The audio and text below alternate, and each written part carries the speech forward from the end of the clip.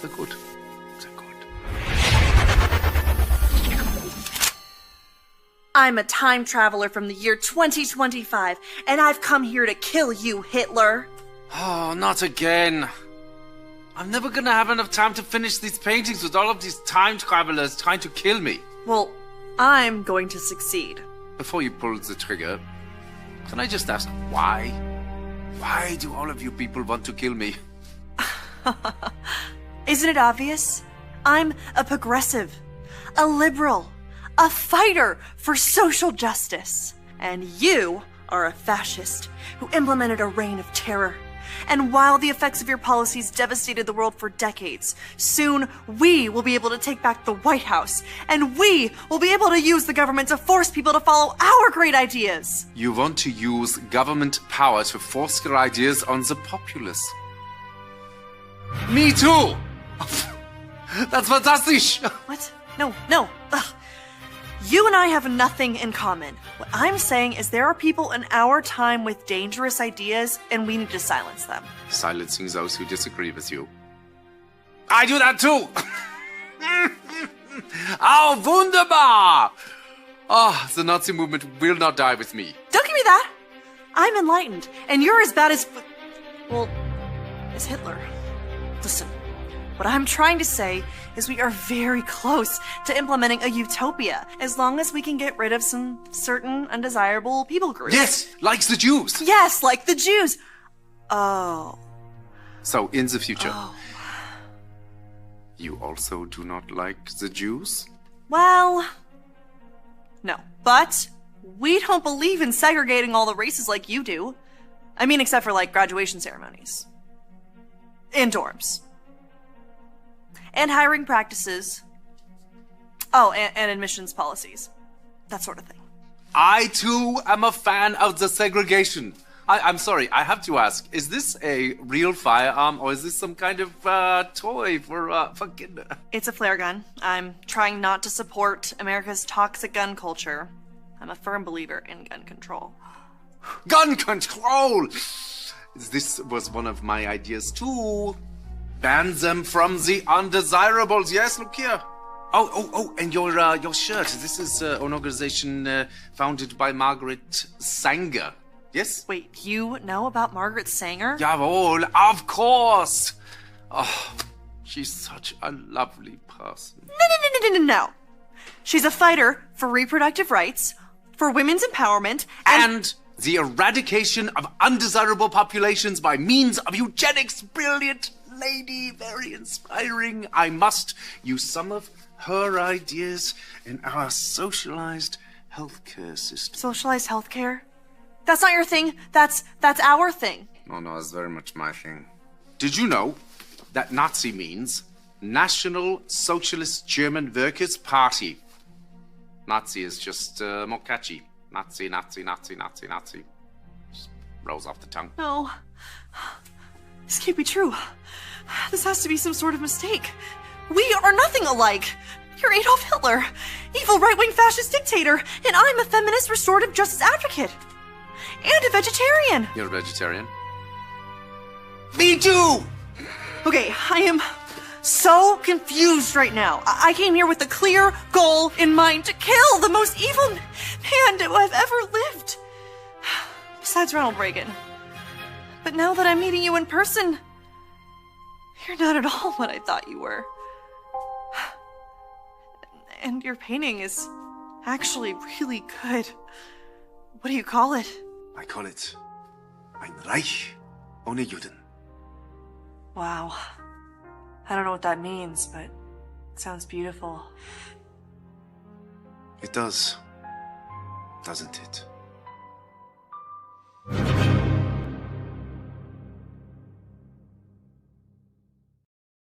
I love that video by the Babylon Bee.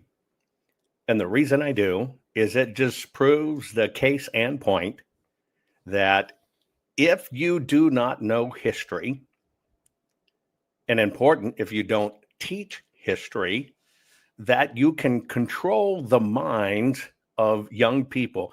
And that's exactly what we're going to talk about today. Please lift a finger and share this program.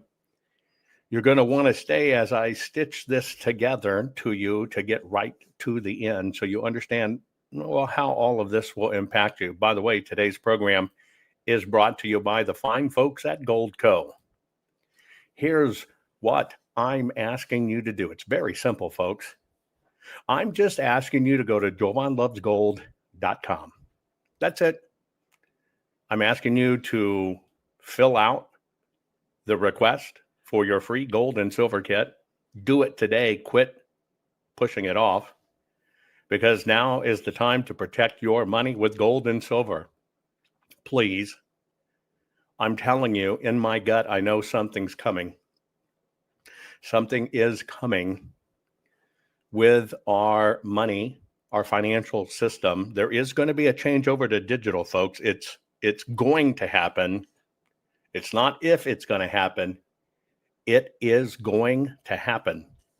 And I need you to be prepared. So please go to JovanLovesGold.com with my partners, Goldco. Find out why you need to know about this. Get the scoop, the inside information on gold and silver, especially if you have a 401k, IRA, or retirement savings account, folks.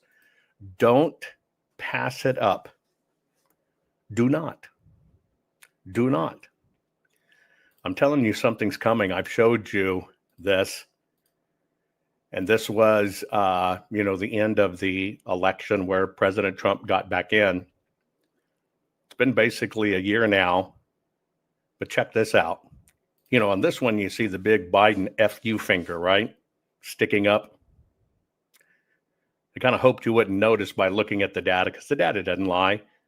But what they've been doing quietly is raising Kamala's votes to make Biden's numbers look more realistic. Yeah. This is a May number. Raised Kamala to 74,749,891. And even since May to now, they've added an additional, get ready for this, folks, 1 year almost after the event, they've added an additional 226,000 votes to Kamala. Now ask yourself, are they doing that with paper and these BS ballots, or is it the machines? Today's going to be a very interesting program. I hope you pay attention. Teachers, leave them kids alone. We're going to look inside at the radical dogma still being taught. We're in trouble. You've got to know about this. Share this program right now. We'll get started shortly. Not fixing 2020 will damn our nation forever. The historic Maricopa County full forensic audit effort processed 20,895,610 digital and forensic images of varying formats, resulted in 208 million individual evidence-proof files. The system processed over 58 billion forensic measurements, resulting in over 2 trillion individual base computations. No hopium, no hype, just hardcore forensic evidence. Please make sure the Maricopa County Full Forensic Audit Archives survive. Donate now. So if you want what happened in the 2020 election fixed, then please donate to protect and secure this historic evidence. We can't do it without you. We need you. America needs you. Our future needs you. Please donate now. Warning. The following program has been rated Gilligaff and is intended for open-minded audiences. If the truth offends you, or if you are allergic to focused intensity, intellectual athleticism, or the occasional F-bomb or even irreverent humor, please switch off now. If your delicate sensibilities need to be worried about or addressed, might we recommend the Underwater Basket Weaving channel to you? Otherwise, sit back, enjoy the wisdom, insight, and wicked sense of humor. Cut the crap. How many times a day do you want to say that to politicians? The elite, the loony liberals, the fake news media. and the gender-confused, emotional socialist snowflake crowd. Cut the crap is your secret weapon for fighting for our freedoms and our great republic. It all begins with a massive mental enema, freeing you from the toxic news and politically correct views, which constipate your consciousness with stinking thinking. Your host, JovanHuttonPulitzer. He's known for calling out politicians and telling them to cut the crap. You've seen him on virtually every television network and listened to him on Coast to Coast Radio. And now he's here to help you learn to fight for America. Culture, race, and American politics. They all have one thing in common. They all need to cut the crap. Now, here's your host, JovanHuttonPulitzer.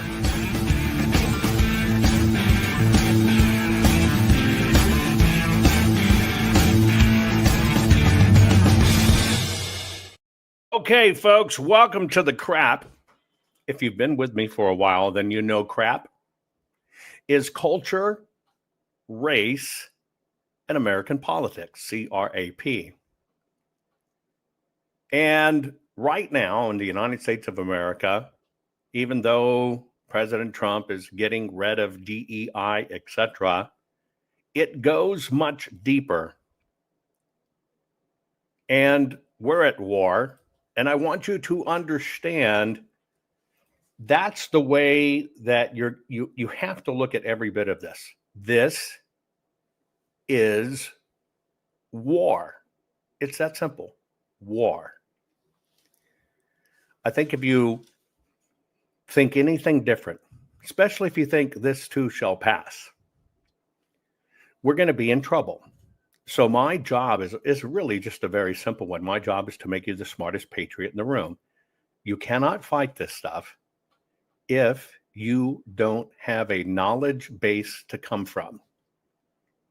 If you just gobble up what people tell you, just because maybe they have a background or a degree that you don't, and you look at them like a rock star, but when they come out with gobbledygook that, hey, I looked back at the 2004 census to tell what happened in the 2020 election, and I came up with this incredible math figure that you can't understand, can't even announce the word, but that's what happened.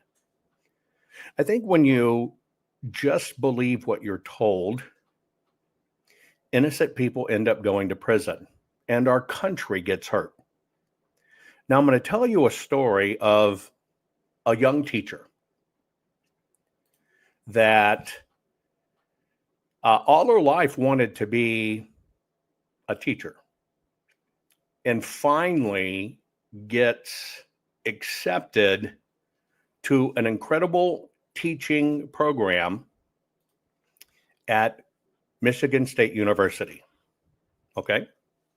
Interesting. Isn't that where... Is it Haberman is and does all the things about voting machines and elections and study and research? Okay. Now imagine you work your academic career ass off to become just the most incredible teacher you can become. And when you walk into class, you get taught that teaching is a political position. Now, I know, I'm just telling you, I'm appalled that our teachers across the United States of America can talk to students in classes about their sex lives or their sexual preferences or all this other stuff that, frankly, if that would have happened in my day, my parents would have went up and beat the hell out of the teacher. You know it. I mean, it's just totally inappropriate. But that's where we are today. It's creeped into the classroom. Now, a lot of what I'm going to talk about is how does this creep into the classroom? But more importantly, it's not just creeping into the classroom, and it is grooming, the worst kind of grooming. It is how can you slowly, very slow moves, take over an entire country. Now, if you'll stay with me for the full time, you'll get it. But this young teacher, and this is a story, by the way, that was on the Federalist, which I read, and because it's a first-person account, it was just sickening to understand that you go into Well, teach young minds and do it. Now, mind you, when I share this with you today, this is supposedly the top institution to get your elementary teaching degree. Okay? The top institution to get your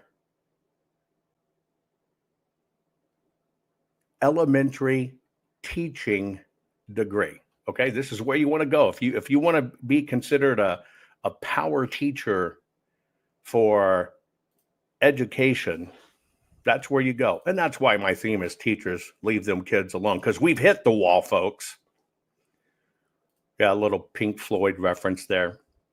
But this young teacher gets into the university, is already told that everything's political. Everything is political. Now, there is a truism to that. Everything can be turned political, but you have to ask yourself, when it comes to education, do you want to turn education political? Now, the system wants to do this. So this is the number one ranked elementary program in the United States of America. There is a very specific requirement when you graduate this program, going to get this particular degree, that you have to take a particular course. It's a pretty long course. I'm going to show you the syllabus and everything. It's called Social Foundations of Justice and Equity in Education. Now, remember,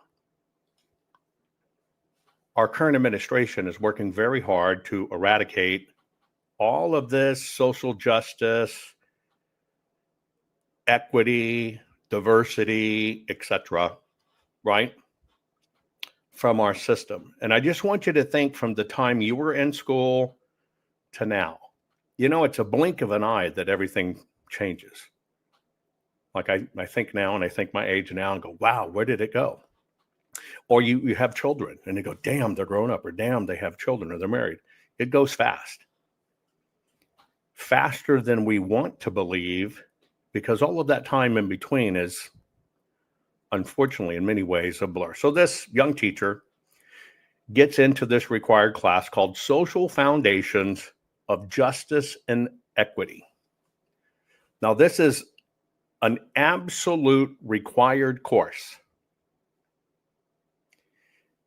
As I understand, what I'm going to show you in this particular syllabus is weaved in and out all of our kindergarten through 12th grade academic system. Now, it's cloaked a little bit differently than the normal DEI stuff. Now, if we were to look at a snapshot of the United States of America, right now, 47% of the people in the United States identify as Democrat. If you were to look inside the school system, our teachers, etc., administrators, 58%. 58%. That's a big number. 58% of our school teachers identify as liberal Democrats. This is why when you look in, this is how you understand something's wrong in our country. When you look out across our beautiful country and you look just online, you look at the little maps, and maybe I can find one here. Let me find one, okay?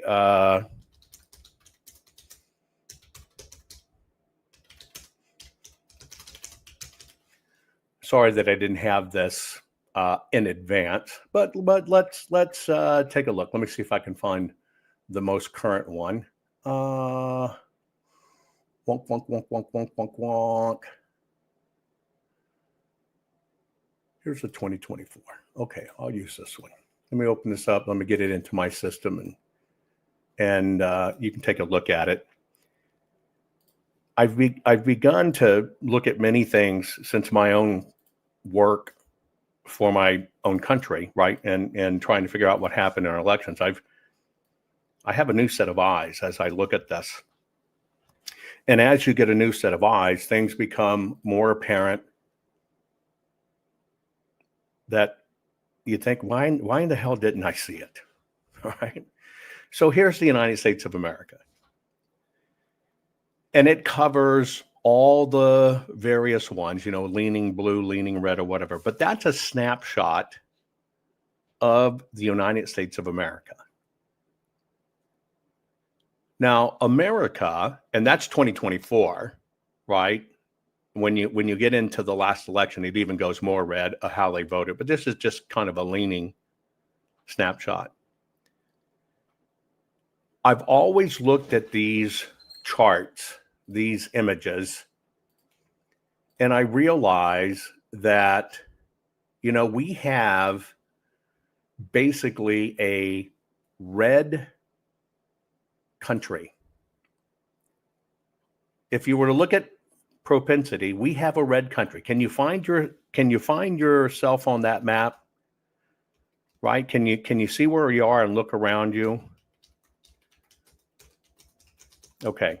Now the reason I do this is if we want to show the impact of Donald Trump in all of this. So this is the general map that just shows, how do I say this? The registration state of the United States of America. So you with me when I say the registration state, the state of how voter registration is counted. And you see, we still have a predominantly red country. Now, when it comes to the vote of how people actually vote, this is our country. I'm going to let you compare the two because this is very important. So here's how the registrations come down. You can still see we have a predominantly red country in the United States of America. This is how the registrations come down. When you do it by how they actually voted, this is how it comes down. Now, one of the things when I look at this, I ask a question, how is it? Just a question. How is it in our state houses and in our federal houses, right? Senate, etc. How is it they're almost always split 50-50? If this is what the people do and say, if that map truly represents how people voted, how is Congress, right? The Senate, how are they split 50-50? I've come to realize it's all a game. It's all a game. Now, when you think about the percentages that way, when we apply it to teaching, we're seeing a serious imbalance. Because just under 60%, which means you've got to understand in context, if our House and Congress and everything is, or Senate, is basically split 50-50. And then you look at, okay, well, that's the manipulation of the system to even get that compared to what the United States is. Then when you look at it as far as our educators, then you see it's almost 60% are on the left. Now, the question is, how does that happen? Do people on the left just become teachers? Did any of you have left-leaning teachers when you grew up? I don't know. And I went to a 5A high school, a very large high school. I don't know, to tell you honestly, that I could tell you what the political affiliation of any of my teachers were. Any of you guys? Did any of you basically happen to know or be told what your teachers, could be elementary, could be junior high, could be high school, political affiliation was? Any of you? I can't remember that. No one told us. You could have an effeminate teacher. You could even have a little bit of a butch teacher, but they certainly didn't talk about their sexuality. So something changed. And so when I look at this, I realize that once they started to control, quote unquote, the system, they start from a top down. That's the fundamental change that Barack Obama, who will come into and play in a minute, promised for America, a fundamental change. And it actually is a top down change. They start working their way into the associations, then the association push this out. And if a teacher wanted to rebel against teaching that, fine, go, boom, you're out of here. Well, would the teacher do that after they've been teaching 10 or 20 years? No, they don't want to lose their pension, just like police. So you understand how they get caught, how they get trapped in the system. And I come from a family that has a lot of teachers and principals in my family. Okay, so I kind of understand this firsthand. And now, when dialogues with my oldest sister, who went all through teaching and then became an assistant principal and then became a principal and then became an administrator, it's the death knell in the school system to let people know you're conservative. It's just poison. Okay, so imagine your son or daughter wants to go into teaching, and you got 47% of the public that identifies as Democrat, but you get into a system that's actually over 58% Democrat. Now it changes. If you look at 22 numbers, and there was a study done about campaign contributions, it's not that this 58% of the teachers were Dem. It jumped to 68% in 2022 during the Biden administration. Now, I think that was also part of the system. When we got the pandemic and teachers weren't going to comply, a lot of them took early retirement. Same with police forces, same with all kinds of stuff. Well, what happened is you identified you weren't going to buy into that shit. Well, it created an effect, and that effect was to get 68% in through K through 12. Now, if you look at their political contributions, 68% are contributing Democrat. But if you look at it on the college level, college professors, it's 93%. 93%. So now imagine you're conservative, you want to teach, it's your passion. And if we were looking at Michigan State University being the top ranked elementary education program in the nation. Now, this is elementary. Keep that in mind. They say they teach understanding self, schools, and society. And then they go on to say emphasizing racial justice, equity, and social identity markers. Teaching's your passion. You want to go to get the top university degree you can, and that's how it's broken down. So let me show you what they have to take in this to get through it. Right? This is the curriculum, and it's required social foundations of justice and equity in education. Right? I want you to look at these. They say by the end of the course, students will be able to, and this is from the Federalist, who I love. Number one, and the student in this case is the teacher. They're going for their advanced degree, okay?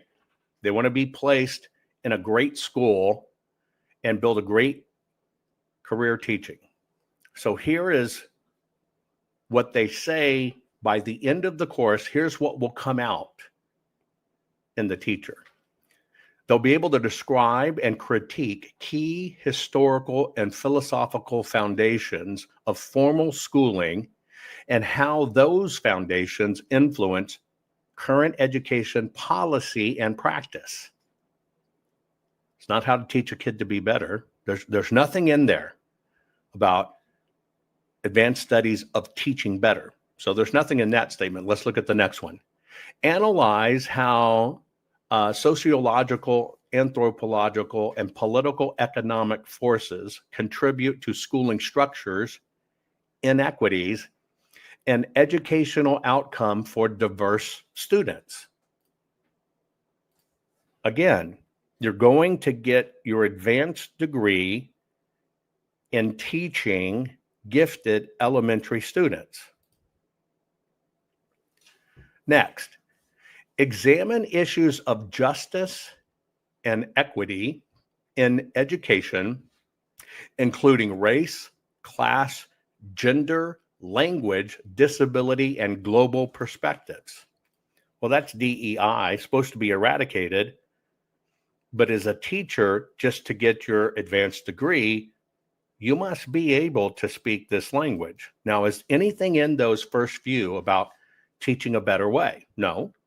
Number 4, identify how power, culture, and social institutions influence schooling and education reform. And number 5, develop personal and professional commitments to, there's that word, equitable educational practices and articulate strategies for transformative change. Now, was that a how to be a better teacher teaching syllabus? Or was that how teaching is politics? Yeah, we're going to reform it, not restore it. I want them to restore it.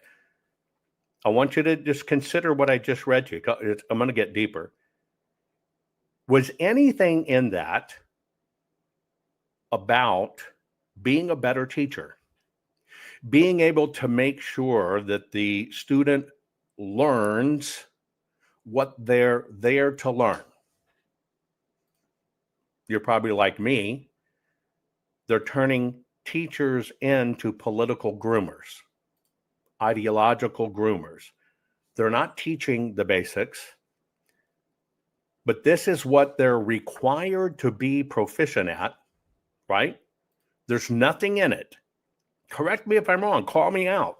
There's nothing in that first thing that they're going to be able to do when they come out of this program that says they're going to be a better teacher, that they're going to make sure their students excel. Am I right or am I wrong? There's nothing in it. Well, let's look at actually how this course comes down. And I want you to remember, I am telling you a real-time story of a teacher that went into the system. Her name is actually Adriana Mobley. And she got accepted to this incredible institution, right? Period. She wrote this article and stuff, and they're learning things. She's saying, wait a minute, what is this, right? She basically says, I grew up in the school system becoming a teacher, but what the hell is this? Where they get taught things like racism is integrally linked to capitalism. And one of the videos has to what the instructor says, and I think it's a mistake to assume that we can combat racism by leaving capitalism in place. So again, somebody who wanted to be a teacher their whole life comes from teachers, and this is what they have to do. So let's look at what they're learning in this required course. And so what you're looking at, I'm going to go through week by week in this syllabus. And you tell me anything of merit here on how this person is going to become a better teacher. Ready? Week 1, Introduction to Social Foundations, Understanding Education and Social Institution. Is that They know they want to be a teacher, but isn't that the politics about it? Listen to this one. Week 2, the historical perspective on schooling. Its colonial roots, its compulsory schooling, segregation and desegregation. Week 3, philosophical foundation. What's the purpose of schooling? Debates over equality, liberty, and democracy. Look at the first thing they focus on, equality.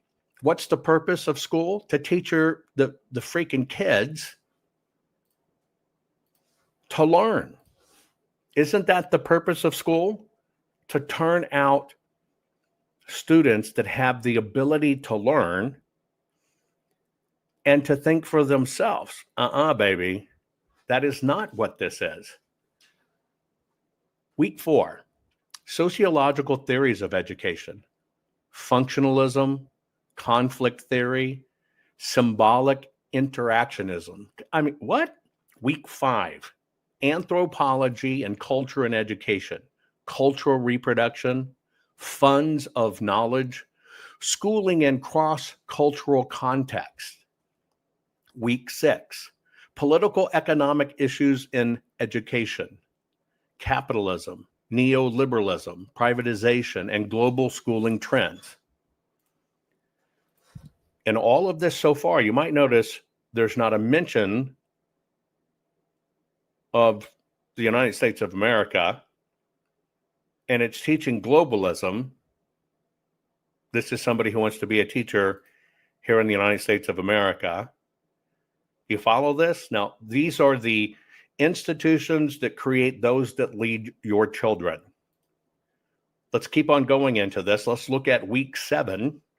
And in week 7, they're going to move to race, ethnicity, and language in education, systemic racism, achievement gaps, bilingual and multilingual education. Number 8, social class, poverty and education, socioeconomic status, opportunity gaps and mobility.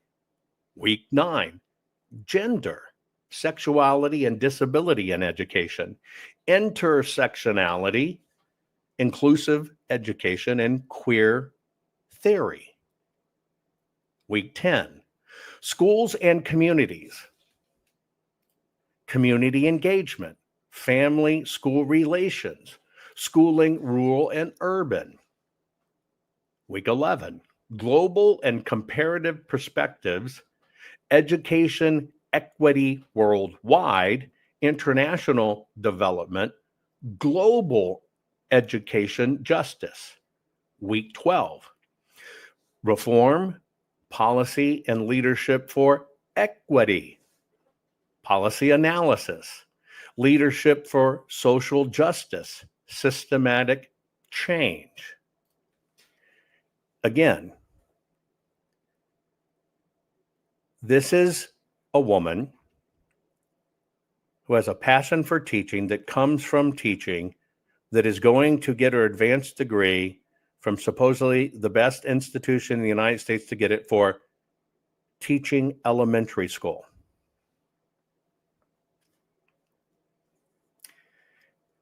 Have I given in any of the syllabus yet, and I got a couple more, anything that you personally believe has to do with anything about turning out a better student, a high achiever? No. When you pay attention to this, the focus is on indoctrinating and globalizing a student and teaching the most negative stuff you can find in the world that have nothing to do with an elementary student. Does any of this have anything to do with an elementary student? Does an elementary student need to know intersectionality, queer theory? An elementary school student. And then the last part of it, practitioner rules, professional commitments. What does it mean to be an educator dedicated to justice and equality? That's kind of the wrap up. They didn't ask, what does it mean to be an educator that is effective and puts out incredible students with a thirst for learning and understanding how to learn and absorb information? Not at all. You've got to be an educator dedicated to justice and quality. Then they got to do final presentations and projects, and then they got to do their wrap up. Okay. Now, this is what a young teacher must go through to get the advanced teaching degree to teach elementary students. Now, you might ask yourself, where does all this come from? Well, here is the required reading. We're going to focus just on number 1. Select chapters from a volume such as Handbook of Social Justice in Education, Ayers, Quinn, and Stovall. Ayers, Quinn, and Stovall. This is the required reading. It's required. This is where the course syllabus was derived from.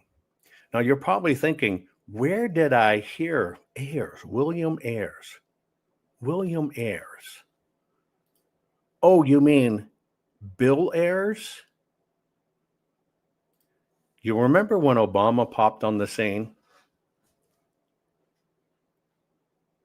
And there was all this hullabaloo because his campaign that put him in politics was launched at Bill Ayers' home in Chicago. Now, this Bill Ayers fellow is a teacher, professor at University of Illinois. You might also remember him for the Weather Underground.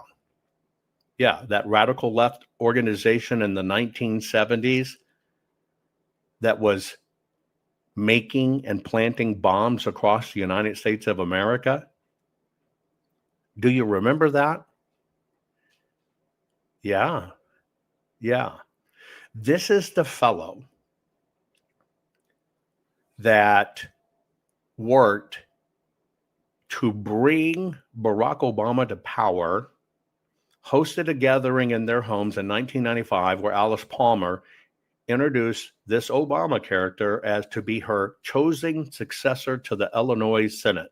And of course, he was there for a year. Boom, he's president. Boom, he has the Nobel Prize, right?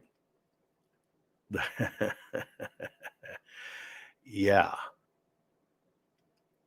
This is a fellow that created this committee or group in the summer of 1969 called the Weathermen.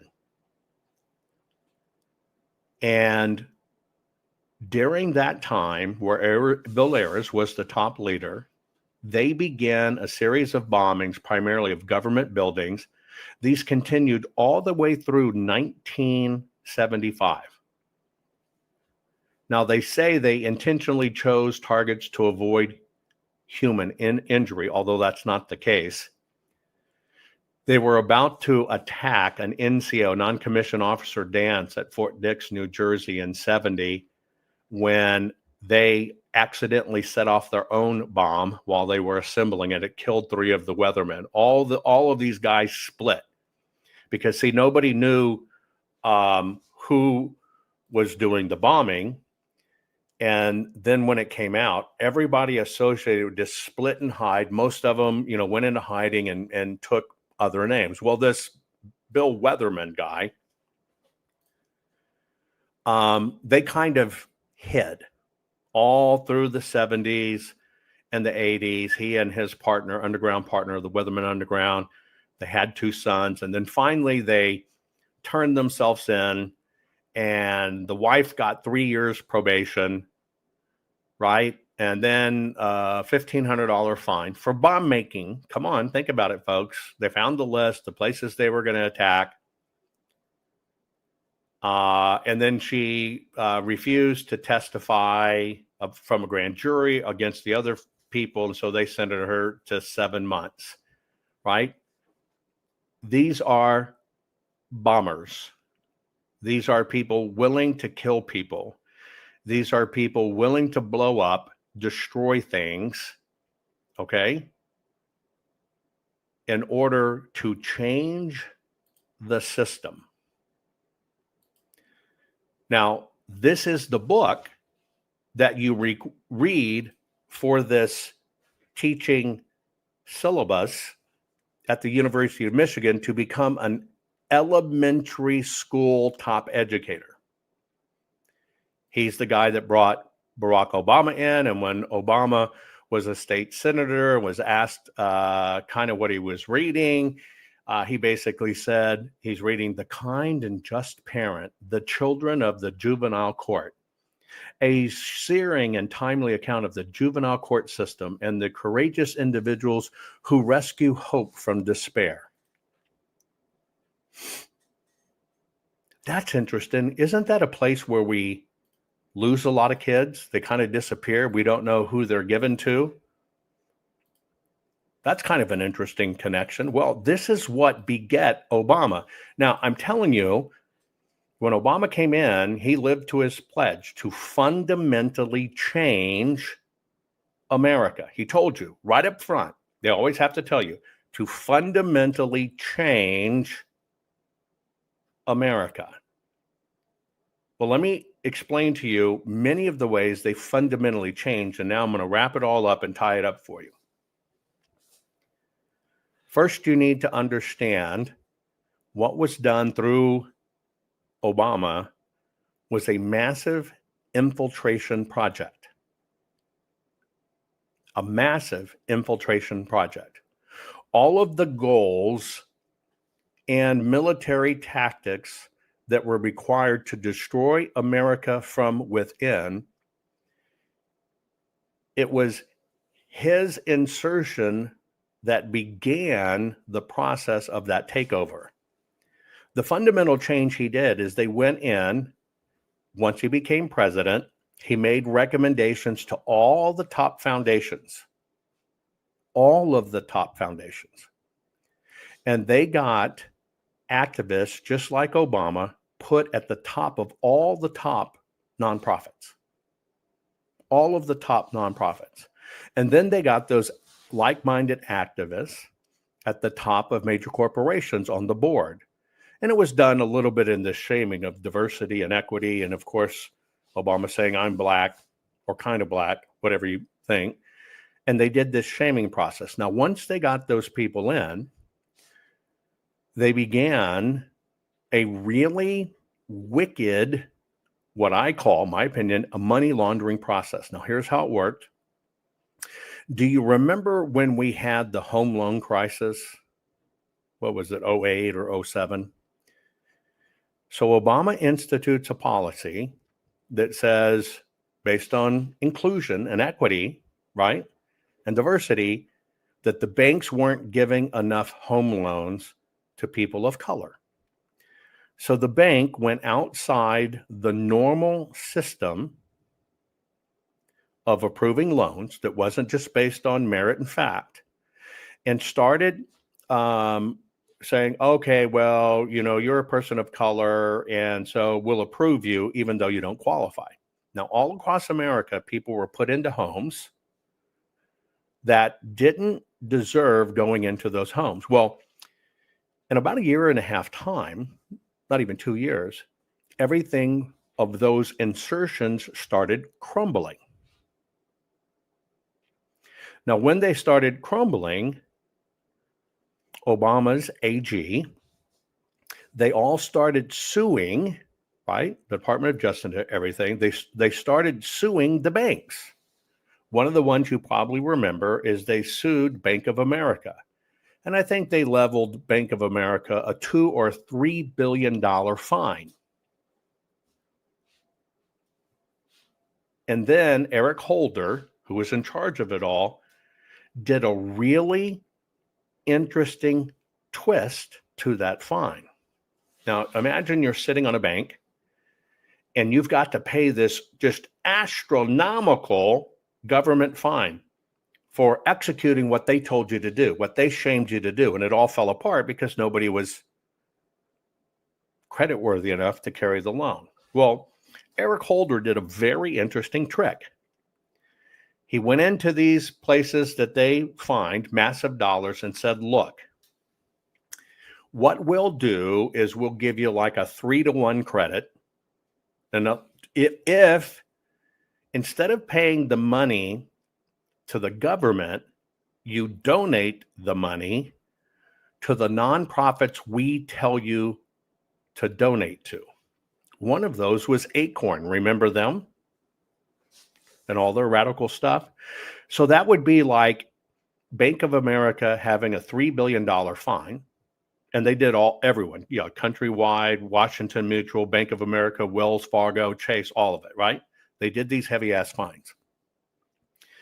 But imagine, we'll just use Bank of America. And let's say if they had a $3 billion fine, the government would count their fine paid to the tune of 3-to-1 if that money was donated to a nonprofit that the Obamas approved. And so what happened was that would be something, and I'm just paraphrasing here, Bank of America, because they want to keep their license, right? And lots of banks went under.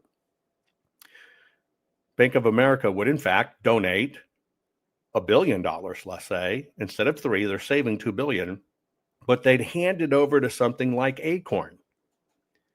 Do you see what happened there? They created this interesting economic shift behind the scenes. And so, of course, a bank, what are they going to go? We're not going to fund Acorn. Screw you. We're not going to fund these leftist organizations. We're going to pay the $3 billion fine. Hell no. So it was really a kind of a financial extortion in my book. Now, what that did to get this fundamental change of America, that took all of these nonprofits that they had their people placed in, right? And all of a sudden, massive amounts of cash came in. Mega shakedown of cash went to all of the bad eggs, in my opinion. And then that's where we started seeing all of the organized protest. All of the, cancel culture. If you say that you're bad, we'll cancel you. It was all pay for play. All driven by that economic engine to get to the point they could pull something like they did with Biden, because it was all about taking over America and destroying it from within. The great enabler, and you think about people like Stacey Abrams. What'd she ultimately get? $2 billion? See, that's the fundamental change he promised. Now, why do I even bring that up about Bill Ayers and Barack Obama and this teacher going to the University of Michigan, right? And finding out, nope, it's politics and you have to do this and you're not going to do it. And it's just repackaged critical race theory and DEI. Well, here's why. Pop quiz. Pop quiz. Okay?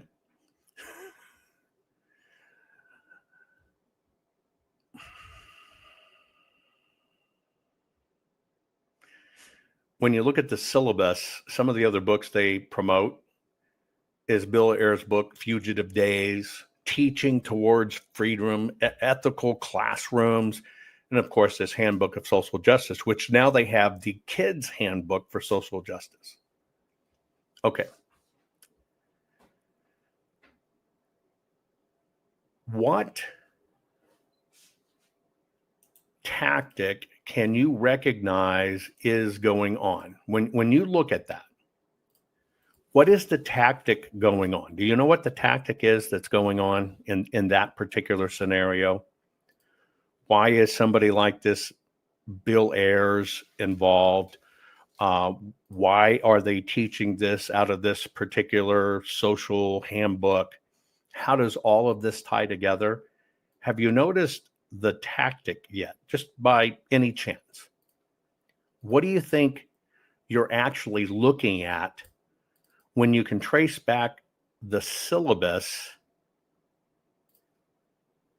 to these radicals who place bombs everywhere, folks, who did bona fide destruction? Put in chat if you notice what the commonality is and what was, and why do they do this? Why do they go after the teachers? Do you know what it is? Put it in chat. Do you know? It's not just about normalization, and it's not just about brainwashing. You're right. They're trying to normalize this stuff, and they're trying to change culture. But there's something a little bit bigger at play. And yes, it's about control, and it's about bringing the country down.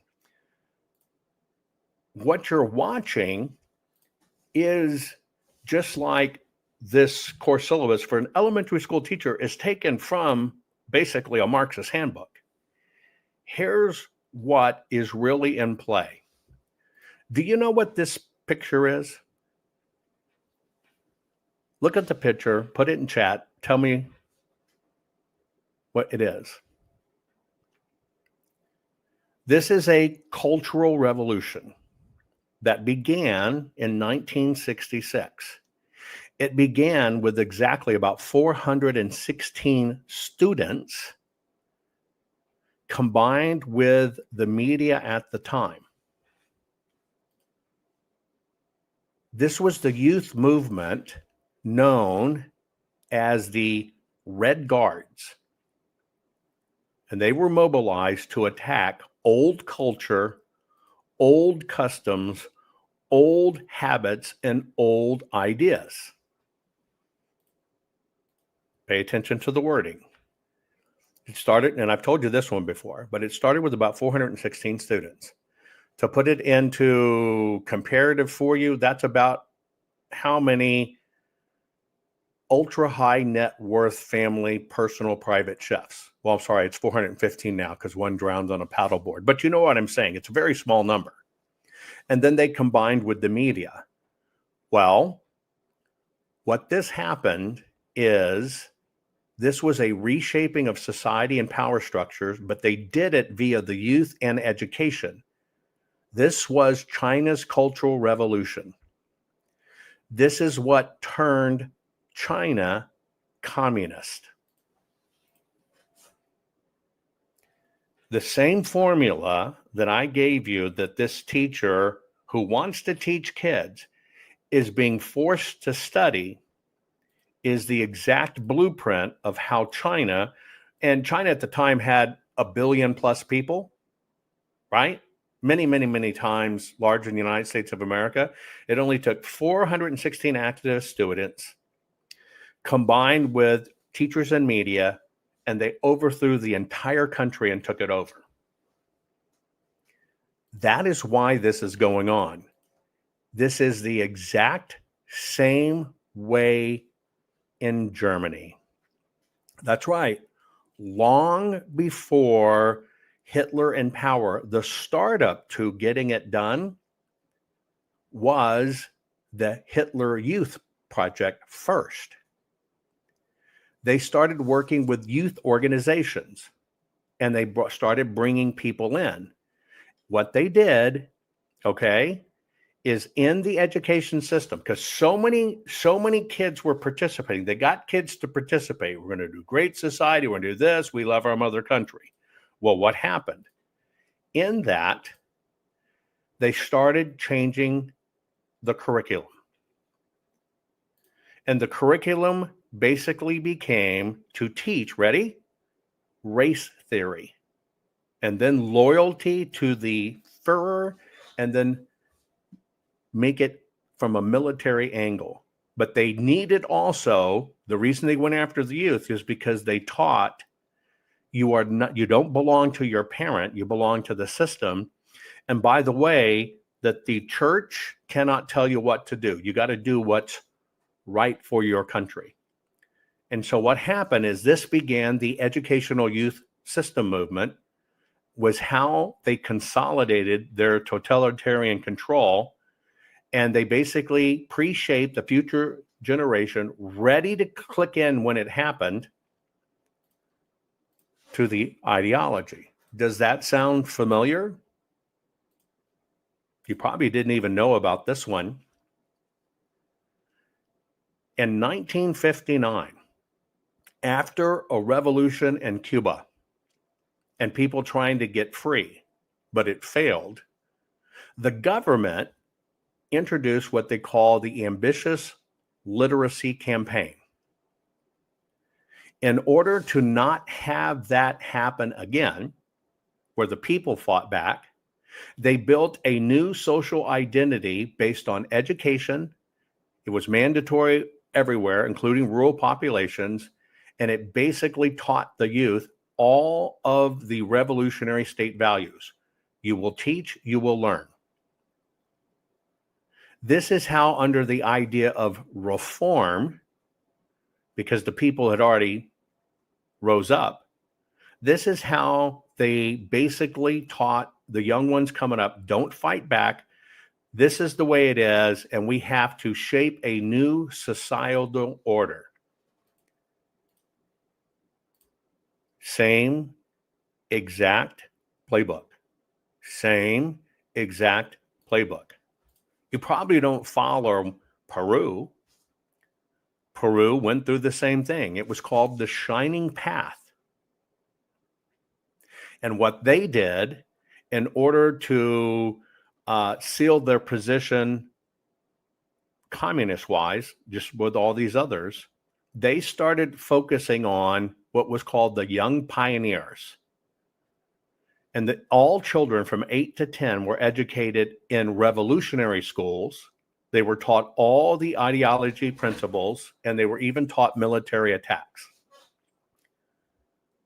What they did is, yes, they made kids literate, but they were already pre-trained for ideological mobilization and the defending of the communists if, in fact, anybody tried to uprise against communist ways.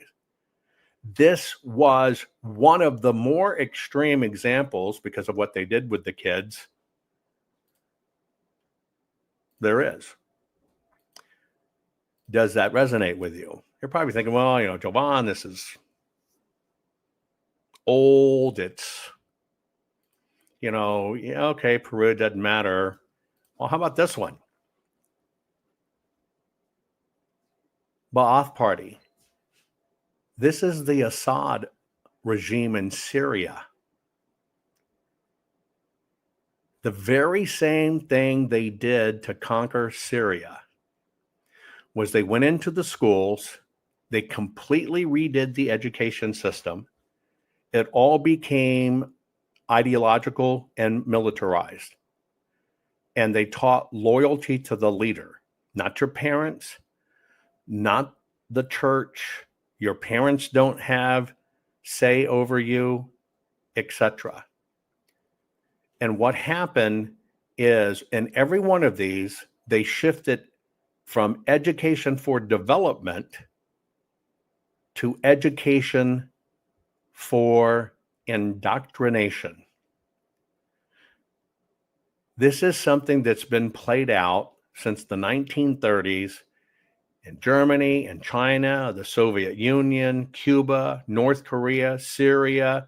Italy did it with Mussolini, Peru, Cambodia, Iran, Afghanistan, Rwanda. All of them, 100% of them, to keep the people in order, captured the education system. Got their people at the top and then changed the curriculum. This is why I highlighted it today. This is why you need to understand this. And this is why you need to understand it's more subtle than you could ever imagine. It is more subtle. But you have to understand how they do it too. I know everybody wants to know, well, who's controlling this? Who's executing it? Who's the head of it? Okay, it's Jiminy Cricket. Now you know. Did you hear a thunder crack or God? Did anything change? No. It's not about who heads it up as much as it is about how is it done. And then once you understand how it is done and you understand their tactics, then you can do something about it. See, it doesn't matter who's doing it. It could be, God rest his soul, Pee Wee freaking Herman. Okay, and it goes viral and everybody talks about it for 2 days and then it's over. See, it's not about who did it. You want to know who did it because you got to have evil people. You got to have people to hate on. You got to have people to single out. But see, we're past that. That's over. That's over. Where we sit today is you must understand this war tactic. You must understand how they do it.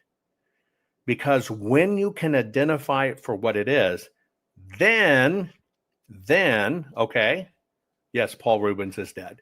Then you can fight back. How many people want to protect their kids but won't homeschool?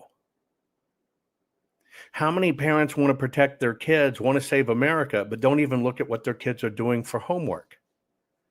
This is how it works, folks. This is how they do it. And you happen, if you're an American and you're watching this with me right here in the United States of America, we're the greatest prize of all. And we're being conquered. That story I gave you about that teacher being forced to go through that is going on right now. And we worry about, well, you can't teach DEI in corporations. You can't hire people about it. It's much deeper than that. And they keep on masking it and redoing it. It's a cancer. And it's a cancer for which you and only you are the cure. And how do you cure this? When you learn how they do it. When you accept the challenge and you share information, you share this program, you get it out, and you start beginning to teach people how it works. If you're focusing on they wore red shoes, you've lost and you're killing America. Well, as a pedophile ranch, they're going to give you rabbits to chase. You start teaching people the actual tactic they do it by, you will move the needle. And all of this is about becoming someone who moves the needle. Because I'm telling you, they successfully pulled it off in our elections. And that's the big FU finger that's sticking up at us. And they want to keep you from this information. But they've got it packed. They have not gone away. We have not won. Right? Every politician in the country, anybody that's learning history knows this stuff. You cannot expect a president of the United States to change this. It is not how it works. You cannot, and I'll give you a prime example. Now, pay very close attention. Even with President Trump signing an executive order, pay attention, even with Executive Trump or President Trump signing an executive order to get rid of mail-in ballots, he cannot make it happen because the states decide it. But if you federalize our elections, remember the book. They already silently federalized our elections, folks. They already see everything. And I'm watching good people right now. Well, President Trump can't do that to states, so why don't he just federalize the elections? When that happens, it's over. Even as bad as our elections are, when you eliminate that state power and it goes right to the federal level, our country will cease in very rapid order. And I see people right now basically promoting that crap. Don't fall for it, folks. Don't fall for it. I love you all. Please, I beg you, share this program, because we have to save ourselves and fix what was broken ourselves and educate people why they need to do it. And we need to focus on the right things. Share this program. Not fixing 2020 will damn our nation forever. The historic Maricopa County full forensic audit effort processed 20,895,610 digital and forensic images of varying formats, resulted in 208 million individual evidence-proof files. The system processed over 58 billion forensic measurements, resulting in over 2 trillion individual base computations. No hopium, no hype, just hardcore forensic evidence. Please make sure the Maricopa County Full Forensic Audit Archives survive. Donate now. So if you want what happened in the 2020 election fixed, then please donate to protect and secure this historic evidence. We can't do it without you. We need you. America needs you. Our future needs you. Please donate now.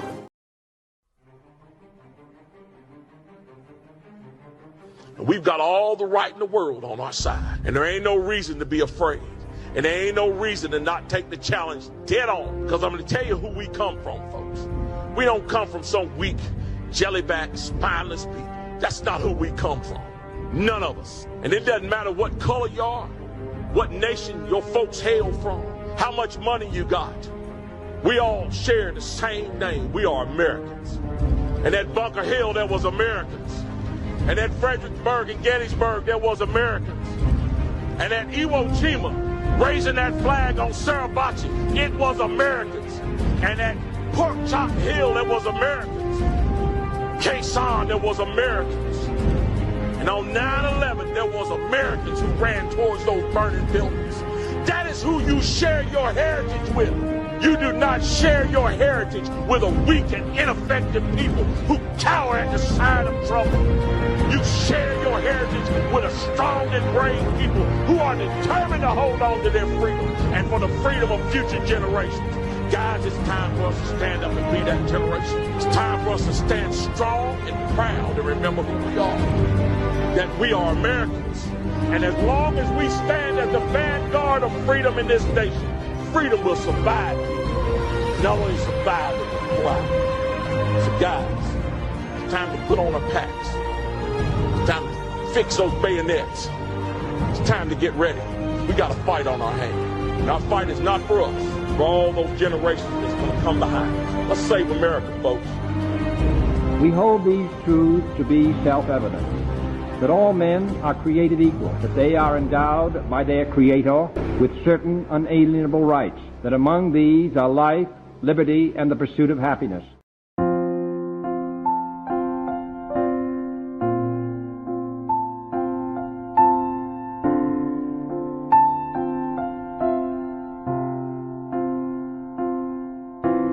You fight for free and fair elections, invent and scan the ballots of kinematic artifact detection. You love to read and learn, travel and explore. You're a fearless, brave-heart patriot who's opened doors. You are courage, you're our voice. Jovan, we thank you for what you're fighting for. You're our warrior. You are brave like a lion. You're David fighting Goliath, couldn't ask for more. You're our warrior. Think of what you've done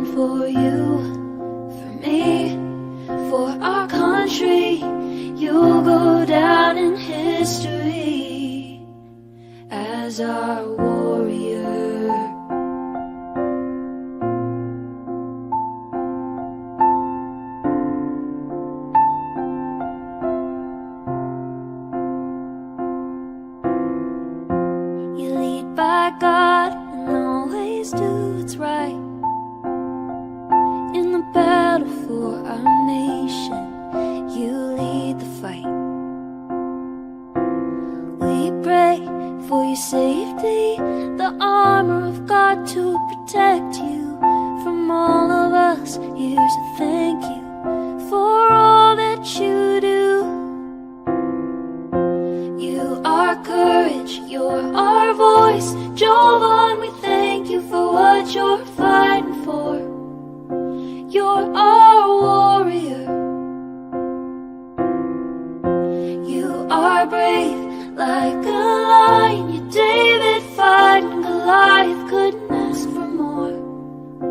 You're our warrior. Think of what you've done for you, for me, for our country. You'll go down in history as our warrior.